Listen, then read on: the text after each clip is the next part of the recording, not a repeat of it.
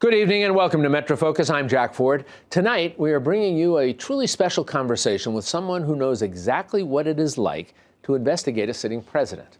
Kenneth Starr, the former independent counsel, U.S. Solicitor General, federal judge, joins us in just a moment with his take on this week's remarkable events in Washington, where Michael Cohen, President Trump's former lawyer and fixer, while testifying on Capitol Hill, has publicly accused the president of a pattern of lying and criminality.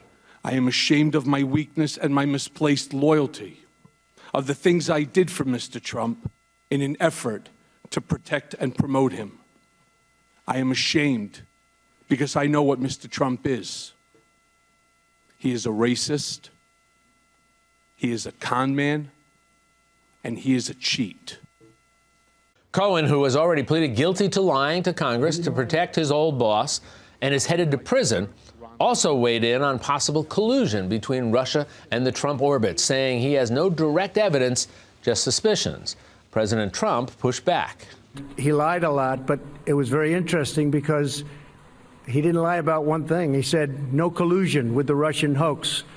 And I said, I wonder why he didn't just lie about that, too, like he did about everything else. I mean, he lied about so many different things. And I was actually impressed that he didn't say, well, I think there was collusion for this reason or that. He didn't say that. He said no collusion. The back and forth comes as news reports continue to surface that special counsel Robert Mueller will submit his report on the Russia investigation soon to Attorney General William Barr. The newly seated Attorney General ultimately decides what will be relayed to Congress and the public. The ordeal is strikingly reminiscent of another turbulent period in our nation's history when President Clinton found himself at the center of an investigation into possible perjury, obstruction of justice, all arising from allegations of infidelity that eventually led to his impeachment. Kenneth Starr led those efforts and recently revisited them in his book, Contempt, a memoir of the Clinton investigation. And Judge Starr joins us now on the phone. Judge, always nice to talk with you. Thanks for joining us. Hey, thank you, Jack. Good to hear your voice and to be with you. Let me ask you the first question. Did you find it unusual, having managed one of these investigations, to see somebody who may well be a primary factor, certainly a figure, in the Mueller investigation's final report out there in public, testifying under oath before the report has ever been filed with the Justice Department? What do you think of that?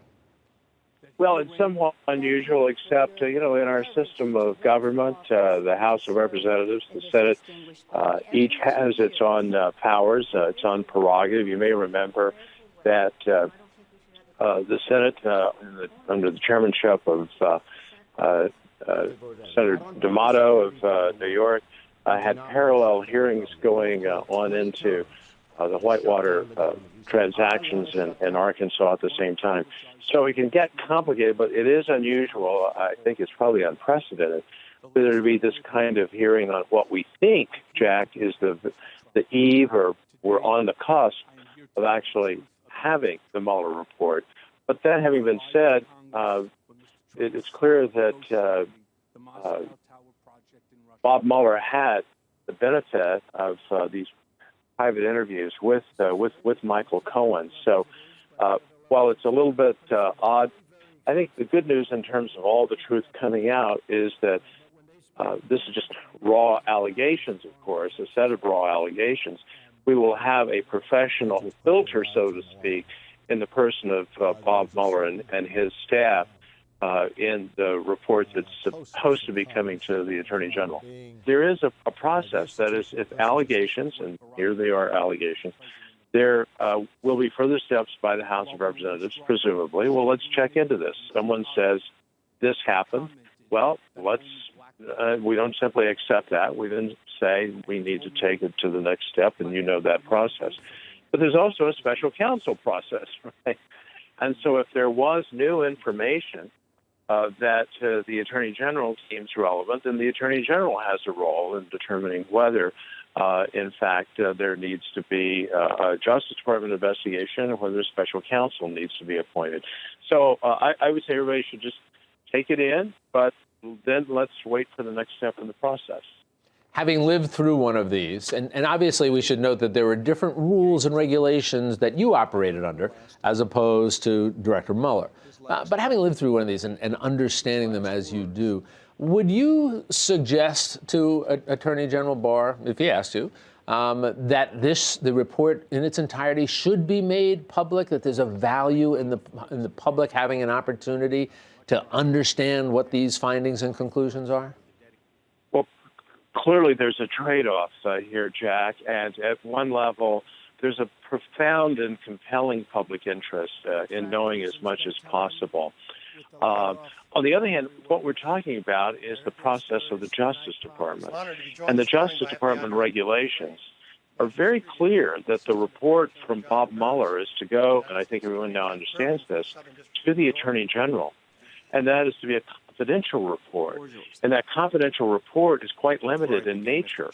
It's simply to explain why certain prosecutions were brought and then certain declinations. We could have prosecuted, but we chose not to. And then the Attorney General receives that report, and then he doesn't submit a, quote, report to Congress under the regulations. Now, what is the other value at stake? That's what the regulations call for. The other value at stake is that it's a venerable Justice Department practice that you don't issue reports besmirching people's reputations if you haven't charged them with crimes. So we're in this new kind of territory informed by what happened, especially during the Lewinsky phase of the Whitewater investigation, when people were appalled at the detail that went into the report. And I stand by that report and the fact that we needed to show that the president did indeed commit perjury and he obstructed justice and so forth. You know, it's not very pleasant to have to prove a case in light of the salacious kind of background, but you're going to prove your case.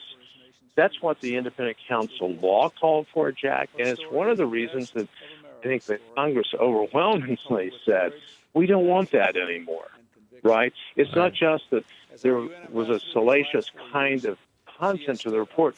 We don't want that kind of operation anymore. We don't want to have a statute, as Nino Scalia said in his dissent, in the opinion, upholding the constitutionality of the independent counsel statute. This statute is, these are his words, acrid with the smell of impeachment. Right. Yeah, I recall that opinion. Let me ask you a last question here. You and I touched on this briefly when we talked last, when we were discussing your book, which, by the way, as I said before, I'll say it again, just a marvelous behind-the-scenes look at everything that took place during the Clinton impeachment investigation, and I recommend it to people of any interest in that. But I'd ask you a quick question about whether or not you and your team had made a decision, or at least come to your own conclusion as to whether you could actually indict a sitting president. I'm not suggesting that should happen here or there's a foundation for it, but certainly people are talking about it. Can you give me a quick sense of how the process that you followed, which I found fascinating, where you ultimately came up with that conclusion that, as you said before, yes, you could. Tell me how you did that. Yes, we did that by taking our own independent look at the law. I did. I asked a wonderful colleague, now the late Ron Rotunda, a very distinguished professor of constitutional law.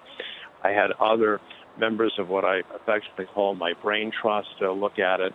And we all came to the view that the President of the United States, the sitting president, could be indicted as a matter of constitutional law. And one of the bases for that, just very briefly, Jack, was that the Supreme Court, in a case involving President Clinton versus Jones, concluded, as you know, unanimously that the President of the United States, while president, could be sued civilly. And so we sort of, as we say in the law, drew a fortiori. It follows as a matter of logic that if the president can be sued on a civil suit, that if the president is possibly guilty of crimes, then society's interest in the vindication of criminal law is even higher than it is with respect to the vindication of one individual litigant's rights. So we concluded that the president could be. However, all that being said, the president, under the Justice Department's policy, as I think your listeners know, cannot be indicted under DOJ policy. And that's true in both Democratic and Republican administrations. Well, it's given us more to talk about and think about, as all of these episodes have indeed. Judge Starr, it's always a pleasure to talk with you. We appreciate your time. We'll look forward to chatting with you again. Thanks so much. You be well. Thank you. Appreciate it, Jack.